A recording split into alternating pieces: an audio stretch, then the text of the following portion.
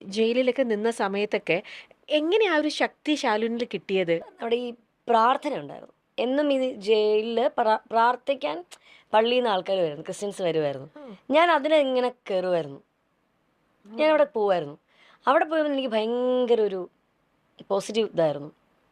ഈ പള്ളിയിൽ ഞാൻ ശരിക്കും പറഞ്ഞാൽ ഞാൻ തിരിച്ച് വീട്ടിൽ വന്നപ്പോൾ എന്നോട് എല്ലാവരും ചോദിച്ചു തുടങ്ങി ഞാൻ ക്രിസ്ത്യനിലോട്ട് മാറുമെന്ന്. കാരണം ഞാൻ പ്രാർത്ഥനകൾ പഠിച്ചു തുടങ്ങി. അല്ലെങ്കിൽ എനിക്ക് എനിക്ക് അവിടുത്തെ ഒരു എന്നൊരു അച്ഛൻ വരും, അച്ഛൻ എനിക്ക് പോകുന്നൊരു ബൈബിളൊക്കെ തന്നു. അതിപ്പോഴും ഞാൻ സൂക്ഷിച്ചു വെച്ചിട്ടുണ്ട്. അപ്പം അങ്ങനെ അവിടെ കൂടുതൽ സമയം ഈ പ്രാർത്ഥനയും അങ്ങനെയൊക്കെയുള്ള കാര്യങ്ങളുണ്ടായിരുന്നു. ഞാൻ അതിലൊക്കെ പോവായിരുന്നു. അങ്ങനെ വന്നപ്പോൾ നമുക്ക് അത് ഓട്ടോമാറ്റിക്കലി നമ്മുടെ മനസ്സിൽ നിന്ന് കുറേ കാര്യങ്ങൾ ഇങ്ങനെ മാറാൻ തുടങ്ങി. ഞാൻ എൻ്റെ ജീവിതത്തിലെ ഏറ്റവും വലിയ പ്രതിസന്ധി അതിജീവിച്ചത് ജീസസ് ക്രൈസ്റ്റിനെ പ്രാർത്ഥിച്ചിട്ടാണ്. യേശുവിൽ വിശ്വസിക്കുന്നുണ്ടെങ്കിൽ ഭയത്തിൻ്റെ ആവശ്യമില്ല എന്ന് അനുഭവിച്ച ആളാണ് ഞാൻ. ഈ പ്രപഞ്ചത്തെ സൃഷ്ടിച്ച് ലോകത്തെ സൃഷ്ടിച്ച ഈ കാണുന്നതെല്ലാം നമുക്ക് നൽകിയ ദൈവം, മനുഷ്യനെ സൃഷ്ടിച്ച തൻ്റെ രൂപം നൽകിയ ദൈവം, ആ ദൈവത്തിന് പരിഹരിക്കാൻ കഴിയാത്ത ഒരു പ്രശ്നമില്ല. അല്ലാതെ മറ്റുള്ളവരെന്തെങ്കിലും ഒരു വളഞ്ഞ വഴിയിൽ കൂടി ഇത് പരിഹരിക്കാൻ ഒരു മാർഗ്ഗമില്ല. പ്രാർത്ഥനയല്ലാതെ മറ്റൊരു മാർഗ്ഗമില്ല. നമ്മളെ കരുതലോടെ ഒരു കുഞ്ഞിനെ കയ്യിൽ താങ്ങുന്നത് പോലെ യേശു താങ്ങി നിർത്തുമെന്നാണ് എനിക്ക് തോന്നിയിട്ടുള്ളത്. പല പ്രതിസന്ധികൾ വരുമ്പോഴും നമ്മളതിനെ അതിജീവിക്കുന്നത്, ഞാൻ എൻ്റെ ജീവിതത്തിലെ ഏറ്റവും വലിയ പ്രതിസന്ധി അതിജീവിച്ചത് ജീസസ് ക്രൈസ്റ്റിനെ പ്രാർത്ഥിച്ചിട്ടാണ്.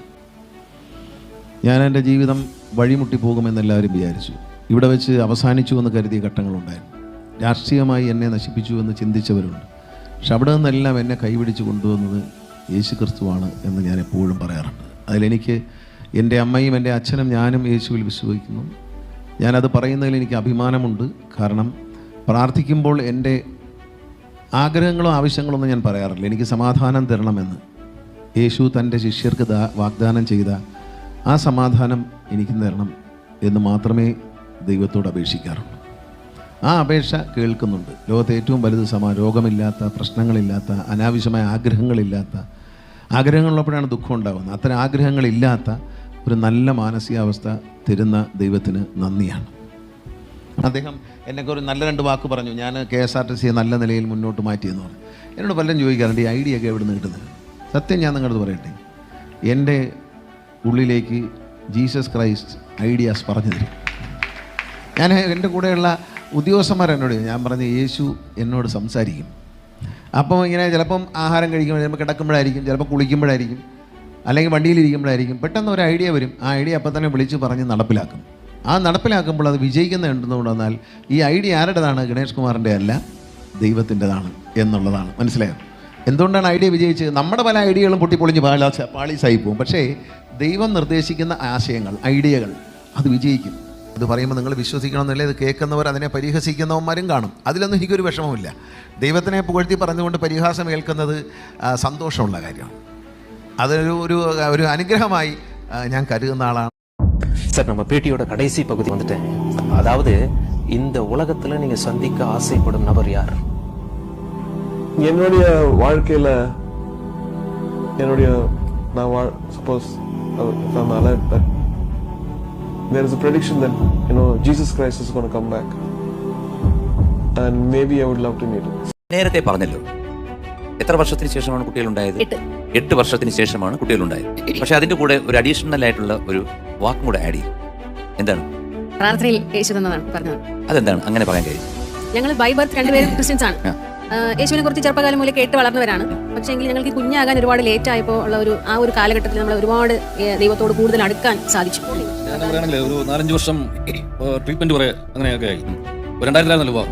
അപ്പോൾ ഒരു 2005 വരെയൊക്കെ നമ്മൾ കുറേ ട്രീറ്റ്മെന്റ്. അപ്പോൾ ഈ ഫെർട്ടിലിറ്റി ക്ലിനിക്കുകളുടെ അറിയാലോ, വളരെ എക്സ്പെൻസീവ് ആയിട്ടുള്ള ട്രീറ്റ്മെന്റ്.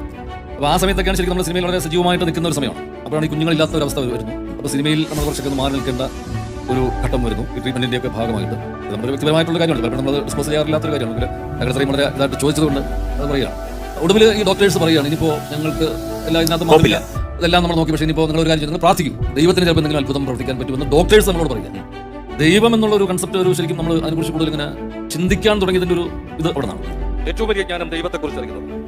അതിലും വലിയ ജ്ഞാനമായിട്ട് ഞാൻ വിചാരിക്കുന്നത് യേശുവിനെ കുറിച്ച് അറിയുന്നതാണ്. ഏറ്റവും വലിയ ജ്ഞാനം യേശുവിനെ കുറിച്ച് അറിയുന്നതാണെന്നാണ് ഞാൻ വിശ്വസിക്കുന്നത്. യേശുവിനെ കുറിച്ചുള്ള അറിവാണ് ഏറ്റവും വലിയ, ലോകത്തിൽ കിട്ടാവുന്ന ഏറ്റവും വലിയ ജ്ഞാനം. ഞാനൊരു ക്രിസ്തു വിശ്വാസിയാണ്, യേശു വിശ്വാസിയാണ്. യേശു ക്രിസ്തു ഒരു മതവും സ്ഥാപിച്ചതായിട്ട് ഞാൻ കരുതുന്നില്ല. ക്രിസ്തു അതൊരു വലിയ സത്യമാണ്. ക്രിസ്തു ആകാശത്തിന് കീഴിൽ ഭൂമിയിൽ സർവ്വ മനുഷ്യനും നൽകിയിരിക്കുന്ന രക്ഷയുടെ ഏക നാമം അതാണ് ക്രിസ്തു. 8 വർഷങ്ങൾ ഞങ്ങൾക്ക് കുഞ്ഞുങ്ങളില്ലാതിരുന്ന ഞങ്ങൾ, ഞാനും ജിഷയും കൂടെ ഇങ്ങനെ കൈകോർത്തിരുന്ന് കരഞ്ഞ ദിവസങ്ങൾ, പ്രാർത്ഥിച്ച് കരഞ്ഞ ദിവസങ്ങൾ, ചികിത്സയുമായി മുന്നോട്ട് പോയ ദിവസങ്ങൾ, 5 വർഷക്കാലം വൈദ്യശാസ്ത്രം എല്ലാ മേഖലകളിലും അതിന്റെ എല്ലാ ചികിത്സാ വിധികളിലും എല്ലാ വൈദഗ്ധ്യവും പ്രയോഗിച്ച് നോക്കിയിട്ട് ഒടുവിൽ ഡോക്ടർമാർ ഞങ്ങളോട് പറഞ്ഞു, ഇനി ഞങ്ങൾക്കിതിൽ ഒന്നും കാണുന്നില്ല, ഇനി നിങ്ങൾ പ്രാർത്ഥിക്കുക, നിങ്ങൾ ദൈവത്തിന് വിളിച്ച് പ്രാർത്ഥിക്കുക, ദൈവത്തിന് എന്തെങ്കിലും അത്ഭുതം ചിലപ്പോൾ ചെയ്യാൻ പറ്റിയിരിക്കും എന്ന് വൈദ്യശാസ്ത്രം ഞങ്ങളുടെ മുഖത്ത് നോക്കി പറയുമ്പോൾ, അപ്പോഴാണ് ഞങ്ങൾ ദൈവത്തെക്കുറിച്ച് ഇവിടെ കേട്ടിട്ടുണ്ട്, യേശുവിനെ കുറിച്ച് കേട്ടിട്ടുണ്ട്. ഞാനൊരു ക്രിസ്തീയ ഭവനത്തിൽ തന്നെയാണ് ജനിച്ചത്. എല്ലാ ക്രിസ്ത്യാനികളും കേൾക്കുന്നത് പോലെ ക്രിസ്തുവിനെ കേട്ടിട്ടുണ്ടെന്നല്ലാതെ ക്രിസ്തുവിന്റെ ഒരു മഹാശക്തിയെക്കുറിച്ച്, ക്രിസ്തുവിന്റെ ആ ഒരു മഹാമഹത്വത്തെക്കുറിച്ച് അറിയാനിടയായത് ഞങ്ങൾക്ക് കുഞ്ഞില്ലാതിരുന്ന ആ കാലഘട്ടം വൈദ്യശാസ്ത്രം ഞങ്ങളെ കൈയൊഴിഞ്ഞപ്പോൾ ഞങ്ങൾ ദൈവത്തെ വിളിച്ച് കരഞ്ഞ് പ്രാർത്ഥിക്കാൻ തുടങ്ങി. ഞങ്ങൾക്ക് വേണ്ടി ഒരുപാട് ദൈവദാസന്മാർ നിങ്ങളുടെ ഭവനത്തിൽ വരികയും ആ സഭയിലുമൊക്കെ ഒരുപാട് ദൈവദാസന്മാർ നിങ്ങൾക്ക് വേണ്ടി കണ്ണീരോടുകൂടി പ്രാർത്ഥിക്കാൻ തുടങ്ങി.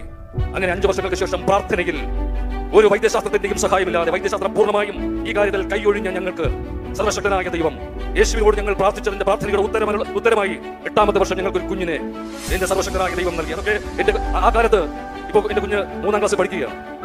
അന്ന് എനിക്ക് ഒരു വലിയ അത്ഭുതമായിട്ട് ഞാൻ ഇതൊക്കെ കാണുമായിരുന്നു. പക്ഷെ ഇന്ന് ആ സർവശക്തനായ ദൈവത്തിന്റെ ഒരു മഹാമഹത്വം ഞാൻ തിരിച്ചറിഞ്ഞു കഴിഞ്ഞപ്പോൾ എത്ര നിസ്സാരമായിട്ട് കഴിയുന്ന കാര്യങ്ങളാണ് എന്റെ ദൈവത്തിന് എന്ന തിരിച്ചറിവിൽ. അതൊരു വിശ്വാസമല്ല, അതിന്റെ ഒരു ബോധ്യമാണ്. യേശുക്രിസ്തു എന്നത് ജീവിക്കുന്ന ദൈവം എന്ന ഉത്തമ ബോധ്യമാണ് എനിക്കുള്ളത്. എല്ലാത്തിലുപരി ഒരു ശക്തി എന്ന് പറയുന്നതിലാണ് ഞാൻ വിശ്വസിക്കുന്നത്. പക്ഷെ എങ്കിലും എനിക്ക് ക്രിസ്ത്യാനിറ്റി, എസ്പെഷ്യലി ജീസസിനോട് എന്തോ ഒരു വല്ലാത്ത ഒരു അദ്ദേഹത്തിൻ്റെ സ്പർശം എനിക്കുള്ള പോലെ എനിക്ക് തോന്നാറുണ്ട്. കാരണം പല സമയത്തും പല സങ്കടകരമായ നിമിഷങ്ങളിലും പല ഡിസിഷൻസും ഒക്കെ എടുക്കുന്ന പല ഇതിലും ഒരു നേരം പ്രാർത്ഥിക്കുമ്പോഴത്തേക്ക് എന്തോ ഒരു പവർ, എന്തോ ഒരു ശക്തി. ഇപ്പം ഞാൻ അമേരിക്കയിൽ അവിടെ ഇത്രത്തോളം യഹോവ സഹായിച്ചു എന്നൊരു പാട്ട്, അത് ഞാൻ ഏകദേശം 16 സ്റ്റേറ്റ്സിൽ അത് പാടിയപ്പം എനിക്ക് ഉണ്ടായ വികാരവും എനിക്ക് കിട്ടിയ, അപ്പോഴെല്ലാം എന്നെ തിരിച്ച് ആ ഗാനം പാടിയിട്ട് തിരിച്ച് കേരളത്തിൽ വന്നപ്പം നാഷണൽ അവാർഡ്സ്, പിന്നെ ഒരുപാട് ബഹുമതികൾ എന്നെ തേടി വന്നു. ശ്രീമുഖാര്യം ഞാൻ തർപ്പിച്ച് പറയുന്നു, ഞാൻ ജീസസിൻ്റെ ഒരു അഡമന്റ് വിശ്വാസിയാണ്. എല്ലാ കാര്യങ്ങളും ചെയ്യുമ്പോഴും ഞാൻ പ്രാർത്ഥിക്കാറുണ്ട്. ഇത്രയും ഗുരുക്കന്മാരെ കുറിച്ച് ഞാൻ പഠിച്ചിട്ടുണ്ടെങ്കിലും ലോകം കണ്ട ഏറ്റവും ഒരു ഗുരു യേശുക്രിസ്തുവാണെന്നാണ് ഞാൻ വിശ്വസിക്കുന്നത്. എന്തുകൊണ്ടെന്നാൽ അദ്ദേഹമാണ് ശിഷ്യന്മാരുടെ കാല് കഴുകിയ ഒരേ ഒരു ഗുരു. സാധാരണ നമ്മൾ കാണുന്നുണ്ട് പല സന്യാസിമാരും ഒക്കെ ശിഷ്യന്മാരെ കൊണ്ട് ഈ പാദം കഴുകിച്ചിങ്ങനെ വലിയ രാജകീയ പ്രഭയിലിരിക്കും. ശിഷ്യന്മാർ പറയും, അത് അവർക്കൊന്നും ഇഷ്ടമല്ല, ഞങ്ങളുടെ ഗുരുവിന് ഇഷ്ടമല്ല, ഞങ്ങൾ നിർബന്ധിക്കൊണ്ട് ഇരുന്നു തരികയാണ്, ഇരുന്നു തരാതിരുന്നൂടെ അവർക്ക്. അപ്പോൾ ശിഷ്യന്മാർ ഗുരുവിൻ്റെ പാദം കഴുകുന്നത് ഒരു വലിയ സംഭവമാണ്. ആദ്യകാലം മുതൽ ശിഷ്യന്മാരെ കൊണ്ട് കാല് കഴിക്കുന്നവരാണ് ഗുരുക്കൾ. പക്ഷേ യേശുക്രിസ്തു എന്ന ഗുരു ശിഷ്യന്മാരുടെ പാദം കഴുകിയിട്ട് എന്താ പറഞ്ഞത്? ഞാൻ നിങ്ങളോട് ചെയ്യുന്നത് പോലെ നിങ്ങളും തമ്മിൽ ചെയ്യുവേൻ.